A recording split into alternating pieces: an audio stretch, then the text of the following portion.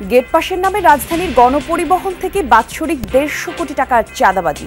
মালিক সমিতি থেকে প্রশাসনের বিভিন্ন স্তরে হয় ভাগ বাটোয়ারা।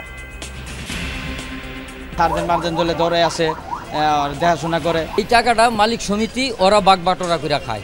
এখানে এমনও মালিক এই কমিটিতে লোক আছে যেমন এদের গাড়িও নাই। শঙ্কামুক্ত সংস্কৃতি বিষয়ক উপদেষ্টা মুস্তফা সরোয়ার ফারুকী রাতেই কক্সবাজার থেকে হেলিকপ্টারে আনা হয় ঢাকায়। চলছে বেসরকারি হাসপাতালে চিকিৎসা। ওনার একটু রেস্ট দরকার, উনি কাজের লোডে ছিলেন, দুপুর থেকে খাওয়া দাওয়া ভালো হয়নি, এটা একটা বিষয়। তো ওই কিছুটা সেজন্য পানি শূন্যতা আছে, ওনার স্যালাইন চলছে। নিজ নয় জনগণের ইচ্ছাতেই সরকার প্রধানের দায়িত্ব নিয়েছেন বার্নামাকে দেওয়া সাক্ষাৎকারে ডক্টর ইউনূস। রোহিঙ্গা সংকট মোকাবেলায় চান মালয়েশিয়ার প্রভাব। দলগুলোর কাছে পাঠানো হয়েছে জুলাই সনদের চূড়ান্ত খসড়া। নতুন সংবিধানের দাবি পাশ কাটানোর অভিযোগ এনসিপি। আমরা জুলাই সনদ চাই, যেটা পূর্ণাঙ্গ, যেটা কার্যকর, এবং এই সরকারের সময় থেকে সেটাকে বাস্তবায়ন করতে হবে। বিএনপিকে বলবো যে আপনি আমার আসলে ক্যান্ডিডেট দিবেন না, এখান থেকে শুধু আমি দাঁড়াবো। জামাতকে বলবো, রাজনৈতিক দলকে বলবো। তো এটা তো একটা মধ্যরাতের ইলেকশনই, যেখানে জনগণের সামনে কোনো অপশন নাই। আমরা তো এই নির্বাচন চাই না। যারা নির্বাচন পেছাতে চায় তারা গণতান্ত্রিক শক্তি নয় বললেন সালাউদ্দিন আহমেদ। ষড়যন্ত্র করছে সাম্প্রদায়িক শক্তি ও পলাতক আওয়ামী লীগ, মন্তব্য গয়েশ্বরের। চীনের ইউনানে বাংলাদেশিদের জন্য খুলছে চিকিৎসার দুয়ার। স্বাস্থ্য সেবা নিয়ে সন্তুষ্ট রোগীরা, ভাষা, খাবার ও বাড়তি খরচে কিছুটা ক্ষোভ। এখানে যেহেতু একটু রোবোটিক্স বিষয় একটু ভালো স্পার্ট, ওই জন্য এখানে একজাক্টলি কি রোগ নির্ণয় করতে পারেন। একবার বলে যে ওনাকে সার্জারি করতে হবে, আবার বলে যে ওনার এখানে ট্রিটমেন্ট হবে না। খুলনা বিশ্ববিদ্যালয়ের শিক্ষার্থীদের কবজায় মৎস্যজীবী উৎপাদন খামার। জবরদখলের কথা জানা নেই প্রশাসনের। দাবানলে পড়ছে ইউরোপের 4 দেশ, বহাল জরুরি অবস্থা। আবাসিক এলাকা থেকেও সরানো হচ্ছে বাসিন্দাদের। বন্ধ বেশ কয়েকটি মহাসড়ক।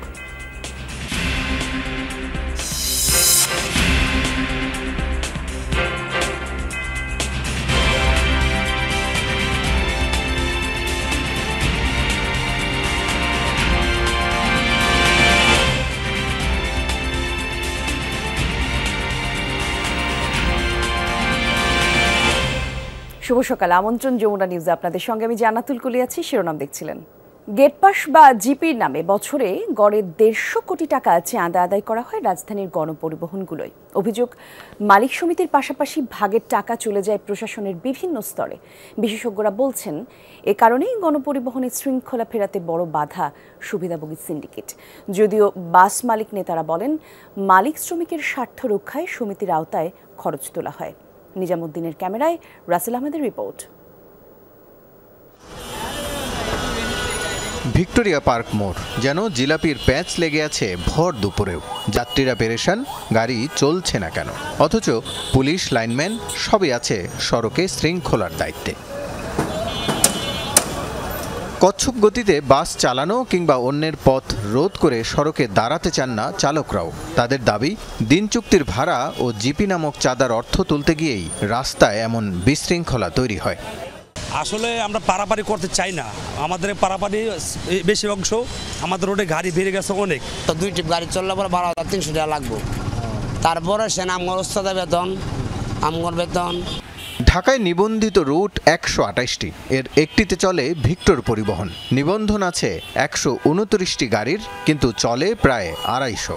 প্রতিদিন ভিক্টোরিয়া পার্ক মোড় কিংবা পল্টনে 550 টাকা জমা দিতে হয় জিপি নামক চাঁদা হিসেবে। এই অর্থ না দিয়ে গাড়ি চালানো দায়। বহু বছর ধরেই এই রীতি চলছে। এখন কেবল সাইনবোর্ড বদলেছে। বাস থেকে তোলা চাঁদার হিসেব শুরু হয় দুপুরের পর থেকেই, পরে চলে যায় মালিক সমিতির কাছে। সাধারণ অঙ্কে প্রতিদিন এক রুটে চাঁদা আদায় হয় 1,37,000 টাকা, বছরে 5 কোটি। রাজধানীতে চলা 7,000 গাড়ির হিসেব করলে মোট অঙ্ক দাঁড়ায় প্রায় 150 কোটি টাকা। জিপি দিলে আপনার রুট পরিষ্কার করে রাখে ওরা, রুট সার্জেন্ট মার্জেন্ট দলে দৌড়ে আসে, দেখাশোনা করে। একটা রোড অ্যাক্সিডেন্ট হইলো, তার মধ্যে আপনার অনেক যায় উপস্থিত মিট করে দেয়। সার্জনটা কিছু টাকা খায় দেখে আমাদের একটু আসান, নয়তো মামলা দিয়ে দেয় বড়। টাকা তোলার ক্ষেত্রে দেখা মেলে রাজনৈতিক সৌহার্দ্যের, যেমন এই দুই রাজনৈতিক দলের নেতা। ভিক্টরের মালিক সমিতির কমিটিতেও আছে 2 রাজনৈতিক দলের কর্তৃত্ব। মালিক সমিতির অধীনে আদায় হওয়া বিপুল অর্থ শ্রমিকদের কল্যাণে ব্যয় হয় বলে দাবি করা হয়। টাকাটা কোম্পানির খরচে ব্যবহার হয়, কোম্পানির যারা কর্মকর্তা আছে তাদের কিছু অর্ডার নিয়ম আছে, হালকা পাতলা ভুল তো ব্যবসা। আবার তো স্টাফ খরচ দেওয়া প্রায় 5 লাখ 5.5 লাখ টাকা। এই টাকাটা মালিক সমিতি ওরা বাগবাটোরা করে খায়, অন্য কোনো জায়গায় এইটা কোনোই নাই। এইখানে এমনও মালিক এই কমিটিতে লোক আছে যে আপনার এদের গাড়িও নাই। কিন্তু টাকার গন্তব্য অনেক দূর বলে জানান কেউ কেউ।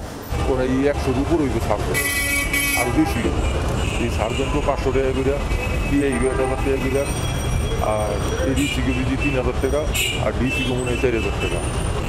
মানে শ্রমিক যারা শ্রমিক নেই। নগর পরিবহন বিশেষজ্ঞরা বলছেন, গণপরিবহনে শৃঙ্খলা ফেরানোর সকল উদ্যোগ ভেস্তে যায় এসব প্রভাবশালীদের অনাগ্রহে। একটা চাঁদাবাজির মতো একটা কাজ, এটা আলটিমেটলি তো যায় পড়তেছে প্যাসেঞ্জারদের গায়ে। তো আমার মনে হয় যে এই বিষয়টা নিয়ে মানে এক্সপার্ট মেম্বারদেরকে নিয়ে এই বিষয়টা নিয়ে সরকারের বসা উচিত। সরকার আছে, নিয়ম আছে, কানুন আছে, আপনার এখানে আপনার ফোর্স আছে যারা নাকি তাদেরকে কন্ট্রোল করতে পারে। মালিক সমিতির কাছে আমরা বোডাউন কেন হব? মালিক সমিতি জিপি তোলার অজুহাত হিসেবে সড়কের লাইনম্যান খরচকে দেখান মূল যুক্তি হিসেবে। ঢাকার গণপরিবহনের চেহারা পাল্টানোর উদ্যোগ বহু বছরের, কিন্তু কোনো সময় সেটি বাস্তবায়ন করা যাচ্ছে না মাঝখানে সুবিধাভোগী একটি সিন্ডিকেটের কারণে। এমনকি বাস্তবায়ন করা যাচ্ছে না সড়ক নিরাপত্তায় যে আইন করা হচ্ছে সেটিরও। অথচ যাত্রীরা চাইছেন এর পরিবর্তন, এমনকি শ্রমিকরাও এর পরিবর্তন চাইছেন। আর তাই এই উদ্যোগটি বাস্তবায়ন করতে হলে মাঝখানে থাকা এই সম্মিলিত সিন্ডিকেটটি ভেঙে দেওয়ার দাবি জানাচ্ছেন আহমেদ, যমুনা নিউজ। শঙ্কামুক্ত সংস্কৃতি বিষয়ক উপদেষ্টা মোস্তফা সরোয়ার ফারুকী কক্সবাজারে হঠাৎ অসুস্থ হয়ে পড়ার পর জরুরি ভিত্তিতে হেলিকপ্টারে তাকে আনা হয়। চিকিৎসাধীন রয়েছেন একটি বেসরকারি হাসপাতালে। রাতে রাজধানীর পান্থপথে স্কয়ার হাসপাতালের সামনে সাংবাদিকদের এসব কথা জানান স্বাস্থ্য অধিদপ্তরের মহাপরিচালক অধ্যাপক ডাক্তার মোহাম্মদ আবু জাফর।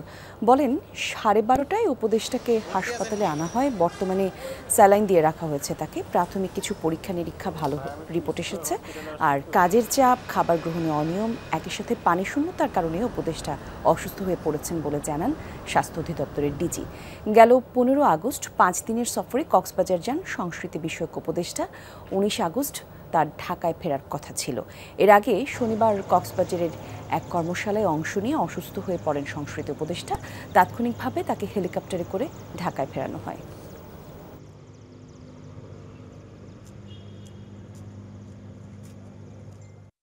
আলহামদুলিল্লাহ ভালো আছে। আর আমি ডাক্তার হিসেবে যতটুকু দেখেছি ওনার একটু রেস্ট দরকার। উনি কাজের লোডে ছিলেন, দুপুর থেকে খাওয়া দাওয়া ভালো হয়নি, এটা একটা বিষয়। তো কিছুটা সেজন্য পানি শূন্যতা আছে, ওনার স্যালাইন চলছে। অন্য অন্য ইনভেস্টিগেশন ওনারা পাঠিয়েছেন, ইসিজি করা হয়েছে, তার হার্টের কোনো সমস্যা নাই।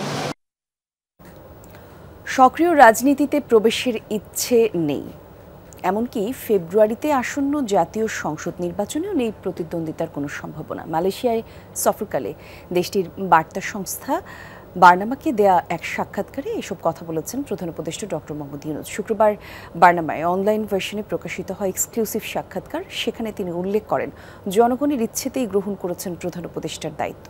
একই সাথে তিনি জানান, নির্ধারিত সময়ে সংস্কার এজেন্ডা বাস্তবায়নই অন্তর্বর্তী সরকারের মূল লক্ষ্য। মূলত জুলাই অভ্যুত্থানে উত্তাল সময় পার হওয়ার পর শান্তি পুনঃস্থাপন এবং দেশ পুনর্গঠনেই বেশি মনোযোগী সরকার, এমনটা জানিয়েছেন তিনি। প্রধান উপদেষ্টার প্রত্যাশা, চলতি মাসের শেষ দিকে ঐকমত্য কমিশনের রিপোর্ট প্রকাশ করা হতে পারে। এ সময় দীর্ঘদিনের রোহিঙ্গা সংকট মোকাবেলায় মালয়েশিয়াকে পাশে চান তিনি। বলেন, আসিয়ান সভাপতি হিসেবে আন্তর্জাতিক মহলে রোহিঙ্গা প্রত্যাবাসনের প্রভাব বিস্তারে সক্ষম এই দেশটি। আর রোহিঙ্গা সমস্যা স্থায়ী সমাধান খুঁজতে আগামী কয়েক মাসে 3টি আন্তর্জাতিক সম্মেলন রয়েছে। গেল 11 আগস্ট 3 দিনের সফরে মালয়েশিয়া যান প্রধান উপদেষ্টা।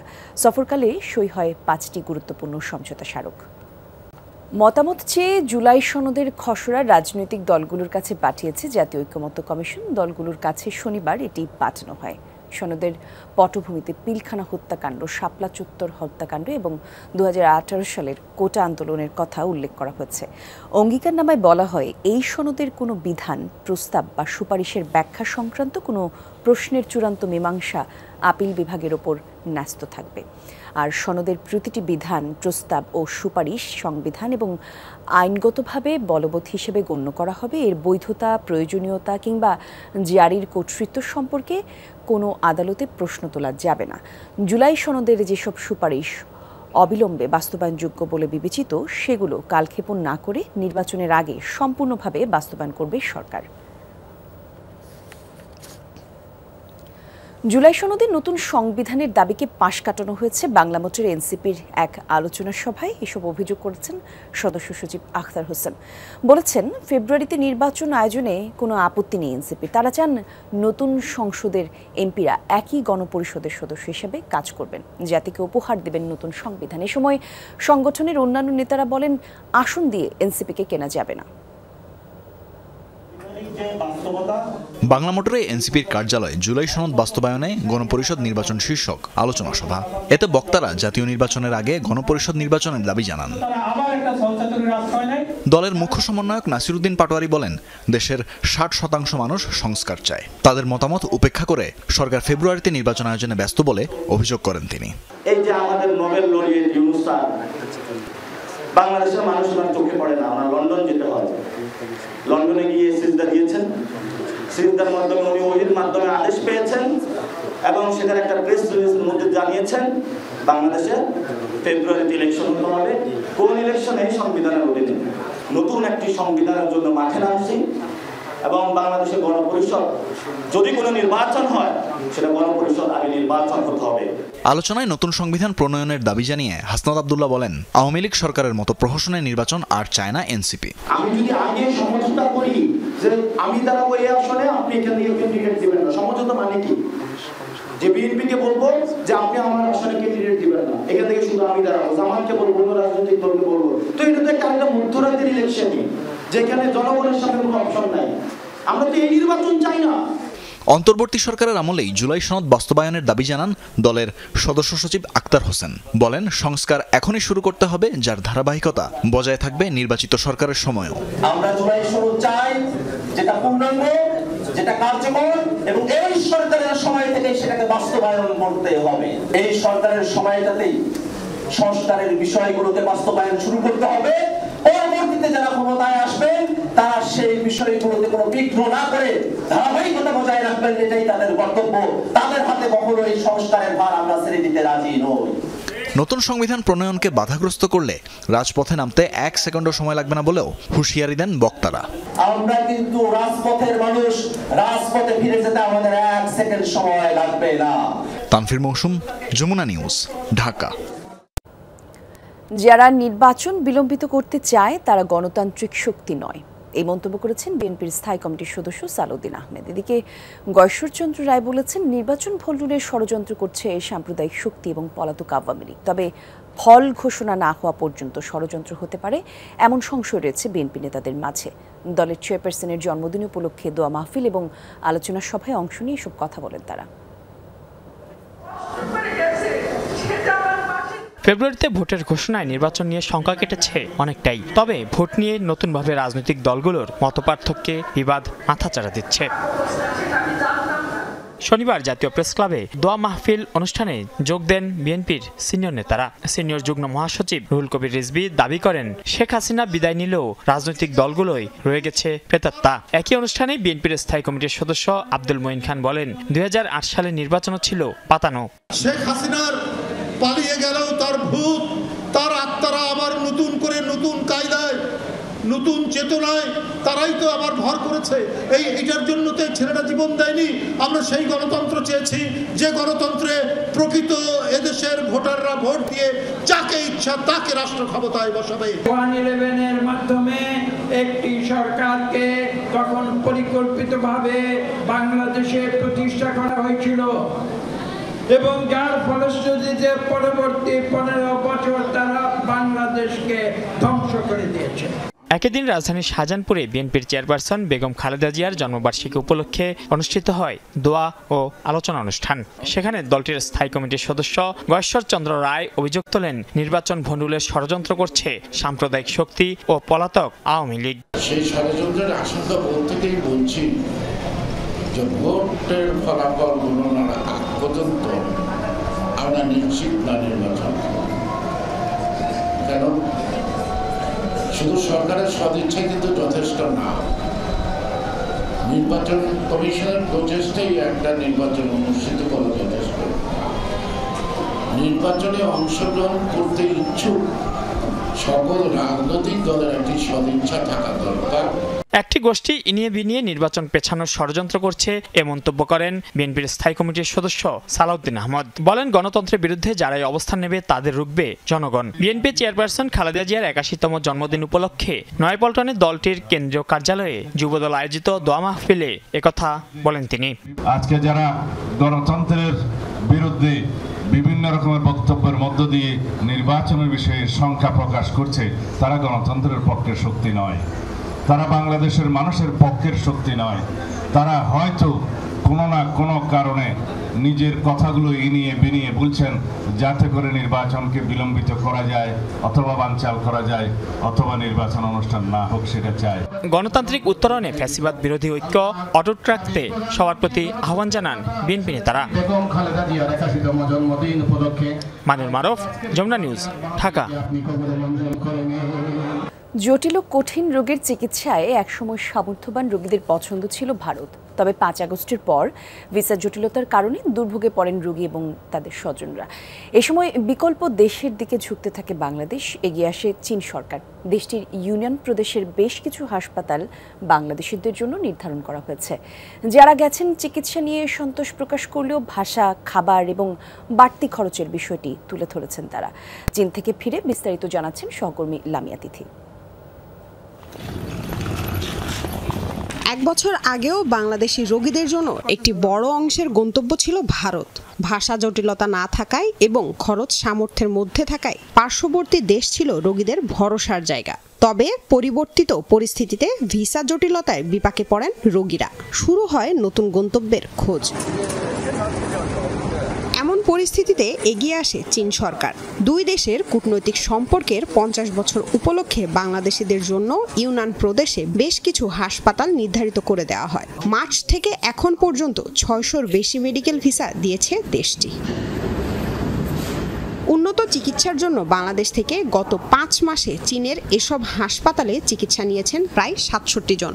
সেখানে চিকিৎসা নেওয়া রোগীরা জানিয়েছেন বাংলাদেশে তেমন চিকিৎসা না পেয়েই এসেছেন চীনে। চীনে যারা চিকিৎসা নিয়েছেন সেবা নিয়ে সন্তুষ্ট তারাও। এই যেমন ওমর ফারুক রাশেদিন ছোট ভাইয়ের চিকিৎসা করান চীনের কুনমিন টংগ্রিন হাসপাতালে।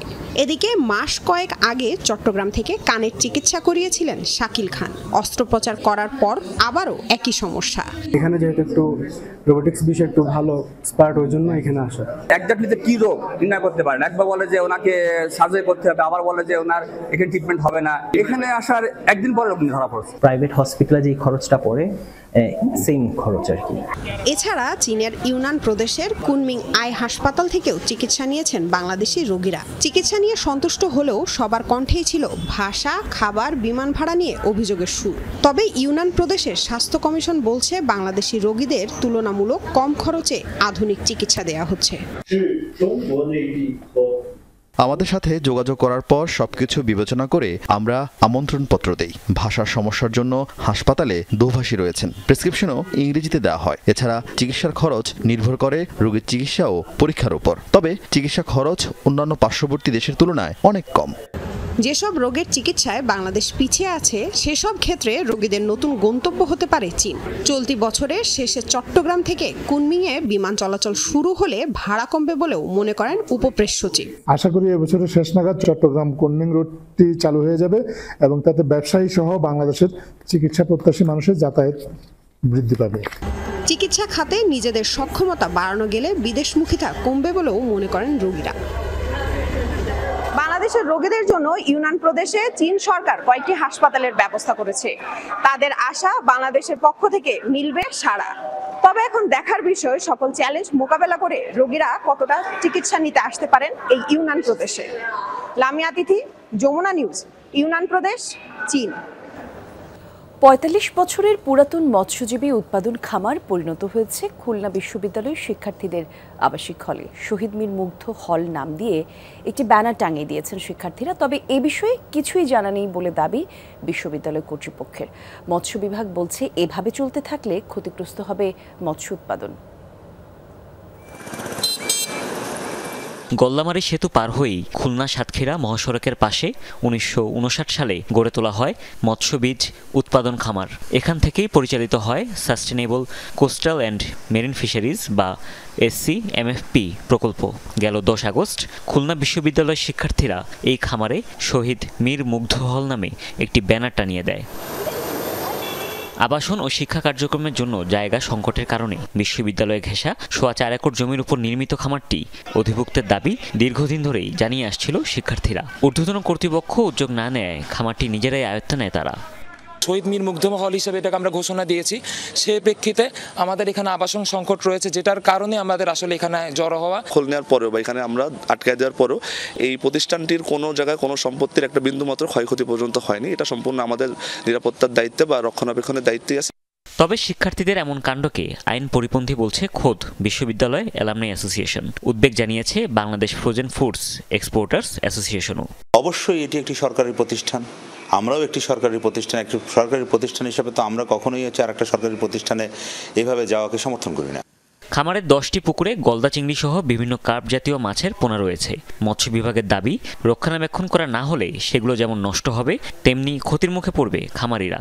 ব্রিডিং না করালে আমার যে কোটি কোটি মাছের পোনার উৎপাদন সেটা ব্যাহত হয়ে যাচ্ছে। তাহলে এই যে গুণগত মানসম্পন্ন কয়েক কোটি মাছের পোনা চাষিরা বঞ্চিত হচ্ছে, তাহলে আলটিমেটলি আমরা আমাদের ন্যাশনাল প্রোডাকশনে কিন্তু এটা একটা হ্যাম্পার হবে। সংশ্লিষ্ট মন্ত্রণালয়ের নির্দেশনা পেলেই পরবর্তী পদক্ষেপ নেওয়া হবে বলে জানালেন জেলা প্রশাসক। খুলনা জেলার যে মৎস্য বিভাগ তারা জানিয়েছেন এবং এ বিষয়ে আমরা সকলেই সরকারের উচ্চ পর্যায়ে কী সিদ্ধান্ত হয় তার জন্য অপেক্ষা করছি। খামার ব্যবস্থাপক জানান গত 1 বছরে এখান থেকে কার্প জাতীয় মাছের রেণু ও পোনা সংগ্রহ করেছে ৭৫,০০০ মৎস্যচাষী। এছাড়া চিংড়ির রেণু সংগ্রহ করেছে 480 জন আর প্রশিক্ষণ নিয়েছেন অন্তত ২৯,০০০ মৎস্যচাষী। এছাড়াও বিভিন্ন প্রকল্পের আওতায় সুবিধাভোগ করছেন ৭,০০০-এর বেশি চাষী। হুমায়ুন রশিদ, যমুনা নিউজ। দারিদ্র্য কমেছে কিন্তু পিছিয়ে পড়া থামেনি। শহর আর গ্রামের আয়ের মাঝে এখনো বিশাল ফারাক। গত ১.৫ দশকে উন্নয়নের নামে অবকাঠামো তৈরি হলো, সবাইকে নিয়ে একসাথে এগোনো যায়নি এমন পর্যবেক্ষণ মিলেছে এসডিজি নিয়ে করা পার্লামেন্টারি ন্যাশনাল রিভিউ VNR এর রিপোর্টে। সম্প্রতি যুক্তরাষ্ট্রের জাতিসংঘের হাই লেভেলের পলিটিক্যাল ফোরামে এই প্রতিবেদন প্রকাশ করে অন্তর্বর্তী সরকার প্রতিনিধি। জাতিসংঘের উন্নয়ন লক্ষ্যমাত্রা এসডিজি বাস্তবায়নে বাকি আর মাত্র 5 বছর। এর আগে লক্ষ্য অর্জনের অগ্রগতি কি, কোথায় পিছিয়ে বাংলাদেশ, সামনেই বা কী পরিকল্পনা, সব নিয়েই ভলান্টারি ন্যাশনাল রিভিউ বা VNR রিপোর্ট জাতিসংঘে জমা দিয়েছে বাংলাদেশ। সংস্থাটির হাই লেভেল পলিটিক্যাল ফোরামে স্বেচ্ছায় এই মূল্যায়ন প্রতিবেদন দিতে পারে যে কোনো দেশ। রাজনৈতিক পট পরিবর্তনের পরেই প্রথম VNR রিপোর্ট জমা দিল অন্তর্বর্তী সরকার, যেখানে দেশের 20,000-এর বেশি মানুষের পরামর্শ ও অভিজ্ঞতা তুলে ধরা হয়। রিপোর্টে জাতিসংঘকে বাংলাদেশ জানিয়েছে দেশে দারিদ্র্যের হার 24.5 ভাগ থেকে 18.7 ভাগে নেমে এসেছে, যদিও শহরের চেয়ে গ্রামে গরিব মানুষের সংখ্যা এখনও বেশি। দারিদ্র্য নিরসনে বিদেশি ঋণের পরিমাণও কমেছে প্রায় 8 ভাগ। জলবায়ু পরিবর্তন ও দুর্যোগ কেন্দ্রিক দারিদ্র্য বিমোচনে এখনও যথেষ্ট সক্ষমতা অর্জিত হয়নি। 2022 সালে তথ্যের ভিত্তিতে করা এই VNR রিপোর্ট বলছে বৈষম্য বেড়েছে লিঙ্গ ও ভৌগোলিক অবস্থানের হিসাবে। মূল্যস্ফীতি যদিও বা কমছে, কিন্তু খুব ধীরগতিতে কমছে। এখনও যে অবস্থায় আছে সেটা সাধারণ মানুষের জন্য অনেক কষ্টকর। রাজস্ব আহরণের টার্গেট সেটা যদি পুরোপুরিও না হয় কিন্তু কাছাকাছি যাওয়াটা দরকার, না হলে কিন্তু অনেক ধরনের সমস্যা, বাজেট বাস্তবায়নের সমস্যা হবে, বিনিয়োগের সমস্যা হতে পারে। প্রতিবেদনে আরও বলা হয়, মধ্যবিত্তের জীবিকার খরচ বেড়েই চলেছে। স্বাস্থ্য ও শিক্ষায় ব্যয় বাড়ায় চাপ তৈরি হচ্ছে সবচেয়ে বেশি। বাণিজ্য ন্যায্যতা না থাকায় এলডিসি গ্র্যাজুয়েশনের পর অর্থনীতি ঝুঁকিতে পড়বে বলেও আশঙ্কা করা হয়। রিপোর্টে এবারই প্রথম কর্পোরেট ও এসএমই খাতে সামাজিক ব্যবসার সুফল সামনে আনা হয়েছে। গুরুত্ব পেয়েছে প্রধান উপদেষ্টার 3-0 রূপরেখা। পরিকল্পনা ছুটির ভিতরে আমরা আছি, প্ল্যান হলিডে। তো সেই সময়কালের জন্য একটা অন্তর্বর্তীকালীন অর্থনৈতিক পরিকল্পনা আমাদের আসলে দরকার। রিপোর্টের একটা বড় দুর্বলতা হলো যে সরকারি তথ্যের বাইরে তারা অন্যান্য অ্যানালাইসিসকে ব্যবহার করেন নাই। এমনকি টাস্কফোর্স বা হোয়াইট পেপারের মতন যেই কাজগুলো হয়েছে এবং সেখানে যে অ্যানালাইসিসগুলো আছে সেই বিষয়গুলোকেও এখানে ইনক্লুড করেনি। অন্তর্বর্তী সরকারের সিদ্ধান্ত, বছরে অন্তত একবার এসডিজি বাস্তবায়ন পরিস্থিতি পর্যালোচনা করা হবে, যা তদারকি করবে প্রধান উপদেষ্টার কার্যালয়। তৌহিদ হোসেন, যমুনা নিউজ, ঢাকা। কুমিল্লায় নিত্যপণ্যের বাজারে সবই পর্যাপ্ত, কিন্তু দামে কাটছে না অস্বস্তি। অভিযোগ আছে যে যেভাবে পারছে টাকা হাতিয়ে নিচ্ছে, কিন্তু পণ্যের মূল্য চুকাতে মধ্যবিত্তদের উঠছে না বিশ্বাস। বিক্রেতাদের একই সাফাই, উৎপাদনে বাড়তি খরচ। দাম বৃদ্ধির পেছনে রয়েছে সিন্ডিকেটের হাতও। পর্যাপ্ত সরবরাহ, কিন্তু সব নিত্যপণ্যের দাম ঊর্ধ্বমুখী কুমিল্লার বাজারগুলোয়।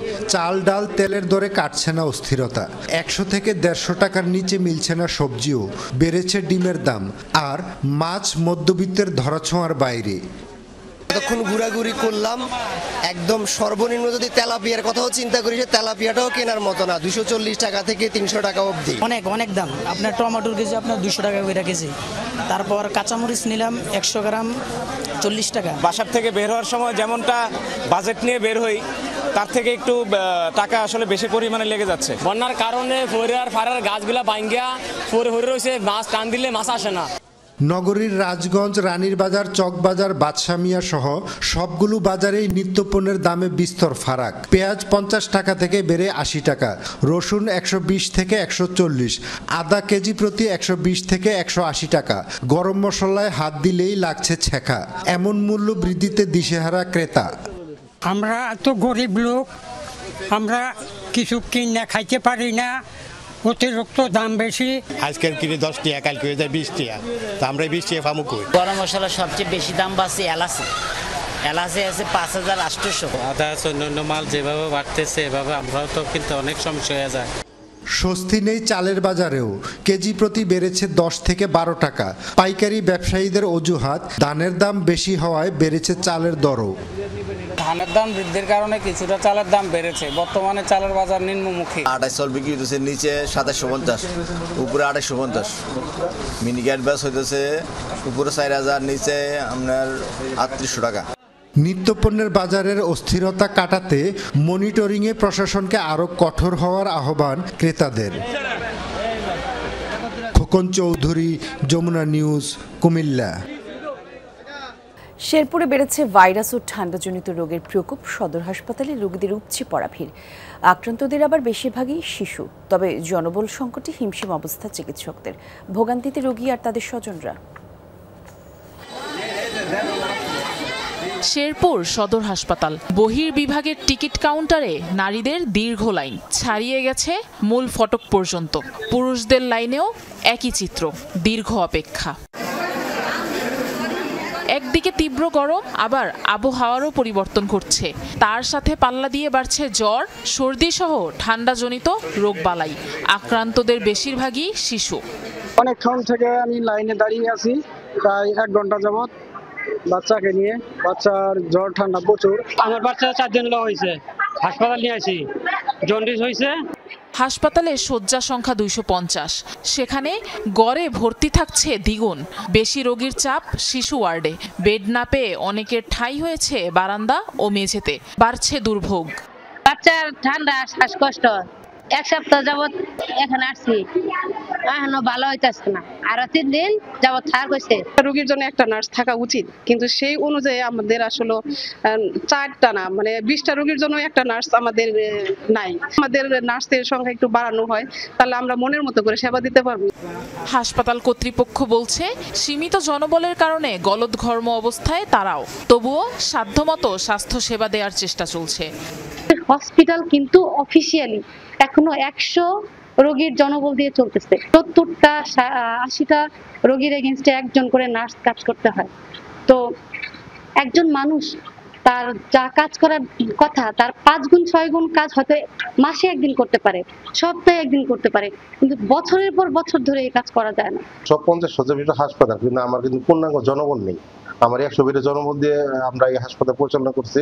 100 বেডের আমার জনবল এখানে শর্ট আছে। আমরা স্বল্প জনবল নিয়ে আমাদের স্বল্প রিসোর্স নিয়ে আমরা রোগীদের যথাসাধ্য ভালো সেবা দেওয়ার চেষ্টা করতেছি। হাসপাতালের বহির্বিভাগে প্রতিদিন গড়ে 800 থেকে 1000 জন রোগী সেবা নেন। আফরোজা লামিয়া, যমুনা নিউজ। গোপালগঞ্জের কাশিয়ানীতে নদীতে বিলীন হওয়ার শঙ্কায় পুরো একটি বাজার। মধুমতির তীরের ভাটিয়ারা বাজারের অংশে দেখা দিয়েছে তীব্র ভাঙন। হুমকিতে ব্যবসা প্রতিষ্ঠান, রেল স্টেশন, মসজিদ সহ বিভিন্ন স্থাপনা। দ্রুত স্থায়ী বাঁধ নির্মাণের দাবি স্থানীয়দের। ক্রমশ আগ্রাসী হয়ে উঠছে শান্ত মধুমতি। গোপালগঞ্জের কাশিয়ানীতে প্রবল স্রোতে ভাঙছে নদীর পাড়।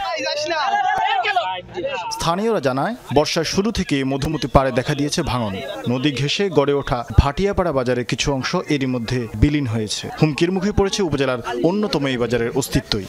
বালি দিয়ে ডাম্পিং করছে, সেই বালির বস্তা এখন থাকতেছে না। পুনরায় অন্য কোনো কিছু দিয়ে যদি না ব্যবস্থা করে তাহলে বাজার দোকানপাট যা আছে সব কিছু চলে যাবে।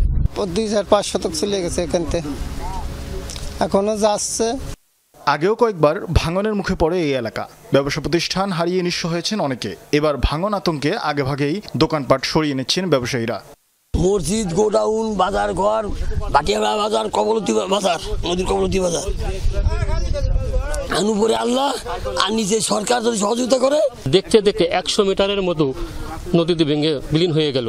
আমাদের দোকানদাররা এসে বাজার থেকে মাইকে অ্যালাউন্স করে লোকজন এনে তারপরও আমরা অনেক মালামাল উদ্ধার করতে পারি নাই।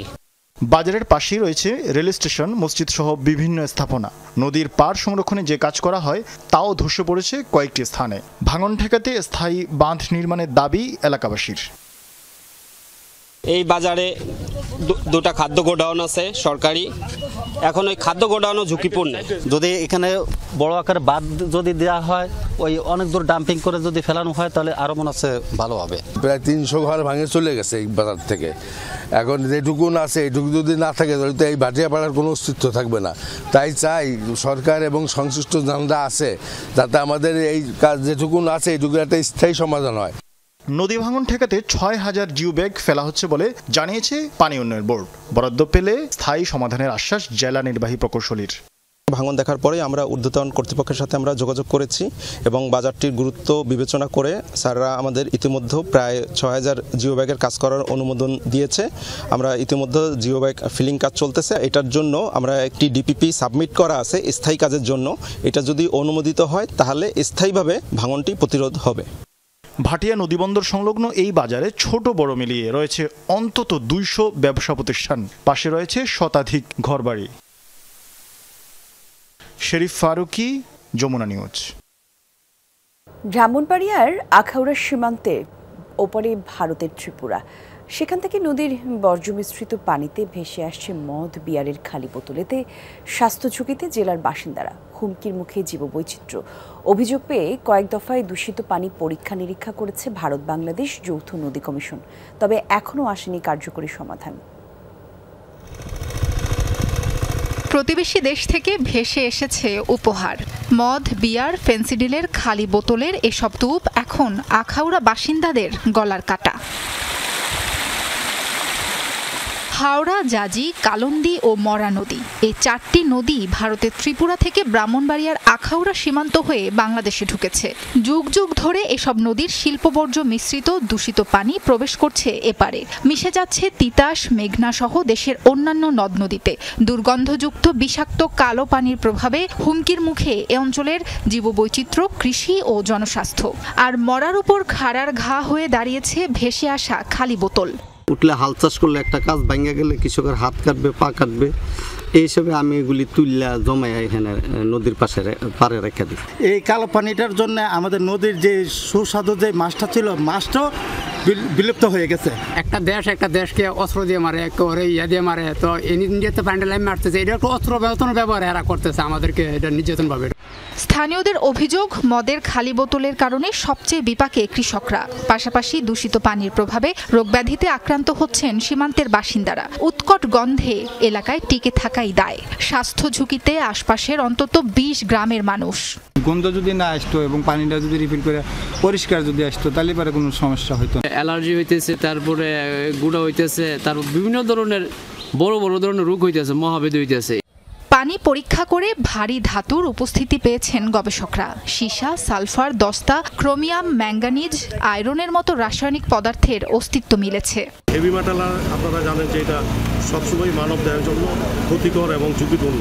এটা যদি দীর্ঘদিন কোনো মানুষ অব্যাহতভাবে গ্রহণ করে, তাহলে তার মারাত্মক স্বাস্থ্য ঝুঁকিতে পড়বে। এরই মধ্যে কয়েক দফায় দূষিত পানি পরিদর্শন ও তথ্য উপাত্ত সংগ্রহ করেছে ভারত বাংলাদেশ যৌথ নদী কমিশন। যদি ইন্ডিয়া কোনো উদ্যোগ না নেয়, কারণ আমরা জানি ইতিপূর্বে বেশ কিছু বৈঠক হয়েছে, দ্বিপাক্ষিক বৈঠক, কিন্তু এখন পর্যন্ত আমরা কোনো ফলাফল দেখতে পাচ্ছি না। যদি আমাদের দেশে আমাদের অর্থায়নে আমরা পানি পিউরিফিকেশনের ব্যবস্থা করতে পারি নিজের স্বার্থে, আমরা সেইটা উদ্যোগ নিলেও আমার মনে হয় ভালো হবে। পানি পরিশোধন করে বোতল ও আবর্জনা আটকে রেখে পরিষ্কার পানি প্রবাহ নিশ্চিতের দাবি সচেতন মহলের। তারা মিউনিসিপ্যাল কর্পোরেশনের মাধ্যমে আমাদের সাথে যোগাযোগ করে একটা সময় নিয়ে সেখান থেকে সেই ময়লা বা বর্জ্যগুলো পরিষ্কারের ব্যবস্থা নিয়েছে ইতিমধ্যে। তারপরেও কিছু কিছু জায়গা আছে যেখানে এই জিনিসগুলো ফিক্স করা যায় না। এসব জায়গাগুলোতে আমরা ভবিষ্যতে কি করা যায়, আমাদের তাদের সাথে এই ব্যাপারে কথা হয়েছে, হয়তো ভবিষ্যতে এটার একটা ব্যবস্থা হবে। সাবরিনা লিজা, যমুনা নিউজ। ইউক্রেন সংকট সমাধানের আড়ালে নিজের স্বার্থ হাসিল করেছেন ডোনাল্ড ট্রাম্প। ভ্লাদিমির পুতিনের সাথে বৈঠকে দৃশ্যমান সাফল্য না আসার পর এই অভিযোগ তুলেছেন অনেক বিশ্লেষক। তারা বলছেন, যুদ্ধ বন্ধে অগ্রগতি না হলে কমেছে বাণিজ্যিক সম্পর্কের তিক্ততা, লাভবান হচ্ছেন পুতিনও। বলা হচ্ছে, বিশ্বের সবচেয়ে প্রভাবশালী রাষ্ট্রপ্রধানের সাথে বৈঠকের মাধ্যমে একঘরে অবস্থা থেকে তার আন্তর্জাতিক মঞ্চে ফেরার পথ সুগম হলো। ইউক্রেন ইস্যুতে যুক্তরাষ্ট্রের প্রেসিডেন্ট ডোনাল্ড ট্রাম্প ও রুশ প্রেসিডেন্ট ভ্লাদিমির পুতিনের আলোচিত বৈঠক। প্রভাবশালী দুই রাষ্ট্রপ্রধানের শুক্রবারের দীর্ঘ 3 ঘণ্টার আলোচনায় 3.5 বছরের যুদ্ধ বন্ধে কতটা অগ্রগতি হয়েছে। বিশ্লেষকরা বলছেন, ট্রাম্প ও পুতিনের সংবাদ সম্মেলন থেকে এটি স্পষ্ট যে ইউক্রেন যুদ্ধ বন্ধের চেয়ে নিজেদের দূরত্ব ঘোচাতেই বেশি মনোযোগী ছিলেন তারা। বাণিজ্য সম্পর্ক পুনরুদ্ধারী যে এজেন্ডা ছিল সেটিও স্পষ্ট হয়েছে তাদের বক্তব্যে। ইউক্রেনকে সাক্ষাতের কারণ হিসেবে ব্যবহার করেছেন ট্রাম্প ও পুতিন। তাদের বৈঠকে ইউক্রেন গুরুত্ব পায়নি। আলোচনার কেন্দ্রবিন্দুতে ছিল রাশিয়া যুক্তরাষ্ট্রের মধ্যে শান্তি চুক্তি, যা ইউক্রেনের জন্য হতাশাজনক। বলা হচ্ছে, আলোচিত বৈঠক ইউক্রেনের জন্য হতাশার হলেও লাভবান হয়েছেন ট্রাম্প ও পুতিন। অর্থনৈতিক সুবিধা আদায়ে রাশিয়ার সাথে দ্বিপাক্ষিক সম্পর্ক জোরদারে ইতিবাচক অগ্রগতির কথা জানিয়েছেন ট্রাম্প। অন্যদিকে পশ্চিমা বিশ্বের সবচেয়ে প্রভাবশালী দেশ সফরের মাধ্যমে আন্তর্জাতিক অঙ্গনে দীর্ঘদিন ধরে যে একঘরে অবস্থায় ছিলেন পুতিন, তা থেকে ফিরে আসার পথ তৈরি হয়েছে। ট্রাম্প আমেরিকার অর্থনৈতিক স্বার্থের জন্য লড়ছেন। তিনি বলতে পারবেন, আমি এমন এক যুদ্ধ থেকে আমেরিকাকে সরিয়ে এনেছি যেটি আমাদের নয় এবং যা ছিল বাইডেনের সৃষ্টি। এ বিষয়ে পুতিনও তাকে সমর্থন করেছে, আর পুতিনও যা চেয়েছেন তাই পেয়েছেন। তিনি পশ্চিমা নেতাদের সাথে সাক্ষাৎ করে আবারও আন্তর্জাতিক মঞ্চে ফিরে এসেছেন। বৈঠক শেষে ট্রাম্প দাবি করেছেন, যুদ্ধবিরতি নয়, স্থায়ী শান্তি চুক্তির মাধ্যমে শেষ হওয়া উচিত ইউক্রেন সংকট। এতদিন যা চেয়ে এসেছে রাশিয়া। মোস্তফা মাহমুদ, যমুনা নিউজ। ভয়াবহ দাবানলে পড়ছে ইউরোপের 4টি দেশের বিস্তীর্ণ এলাকা। রয়েছে তুরস্ক, গ্রিস, স্পেন, পর্তুগাল, ফ্রান্সেও ঘটেছে প্রাণহানি। পঞ্চম দিনের মতো আগুনে পুড়েছে গ্রিসের কিওস দ্বীপ। নিরাপদ আশ্রয়ে সরিয়ে নেওয়া হয়েছে হাজার হাজার মানুষকে। রাজধানী এথেন্স এবং আশেপাশের এলাকায় জারি উচ্চ সতর্কতা। স্পেনের পরিস্থিতি আরও জটিল। দেশটিতে বর্তমানে সক্রিয় 14টি বড় দাবানল। আবহাওয়া বিভাগ জানিয়েছে দেশটির বেশিরভাগ অঞ্চলই চরম ঝুঁকিতে রয়েছে। বিশেষভাবে উত্তর এবং পশ্চিমাঞ্চলে ভয়াবহ রূপ নিয়েছে আগুন। বন্ধ বেশ কয়েকটি মহাসড়ক। অন্যদিকে পর্তুগালেও জারি করা আছে সতর্কতা। আগুন নিয়ন্ত্রণে কাজ করছে হাজার হাজার ফায়ার সার্ভিস কর্মী। উচ্চ তাপমাত্রা এবং খরা অব্যাহত থাকায় রোববার পর্যন্ত দেশটিতে জারি করা হয়েছে জরুরি সতর্কতা। ভয়াবহ বন্যায় বিপর্যস্ত পাকিস্তানের খাইবার পাখতুনখোয়া প্রদেশ। পানির তোড়ে প্রায় নিশ্চিহ্ন বুনের এলাকার বেশস্ট্রি অঞ্চল, যেখানে মৃতের সংখ্যা এতটাই বেশি যে দাফনে সামিল হওয়ার মতো লোকও খুঁজে পাওয়া যাচ্ছে না। ক্ষতিগ্রস্ত মানুষের সহায়তায় কাজ করছে পাকিস্তানের বিভিন্ন এলাকার উদ্ধারকর্মীর দল।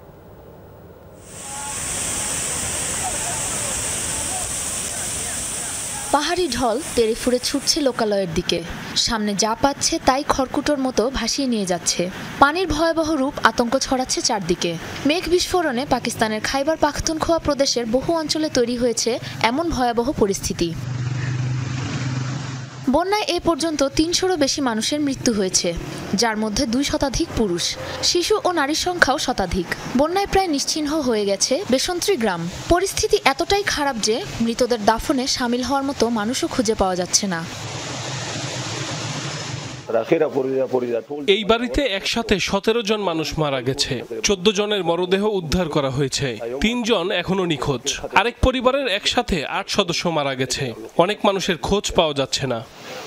বন্যায় প্রায় বিলীন হয়ে গেছে খাইবার পাখতুনখোয়ার সোয়াত, বাজাউর, তোরঘর, মানসেহরা, সাংলা সহ বহু অঞ্চলের অন্তত 74 বসতবাড়ি। এর মাঝে 63টি আংশিক এবং 11টি বাড়ি সম্পূর্ণভাবে ধ্বংস হয়েছে। আমি প্রতিদিনের মতো কাজে যাচ্ছিলাম। পথে দেখি চারিদিক থেকে বাঁচাও বাঁচাও বলে চিৎকার শুরু করেছে মানুষ। অনেকেই পাহাড় বেয়ে অন্য পাশে যাওয়ার চেষ্টা করছে। দেখলাম মুহূর্তেই 3-4টি বাড়িঘর নিশ্চিহ্ন হয়ে গেল। বন্যা পরিস্থিতি মোকাবেলায় কাজ করছে 2000-এরও বেশি উদ্ধারকারী। অবস্থা সামাল দিতে পাকিস্তানের অন্যান্য প্রদেশ থেকে অংশ নিয়েছে নিরাপত্তা ও উদ্ধারকারী বাহিনীর সদস্যরা। সাবরিনা নুসরাত, যমুনা নিউজ। আর এই ছিল যমুনা নিউজের আপডেট। এতক্ষণ যারা সঙ্গে ছিলেন ধন্যবাদ সবাইকে।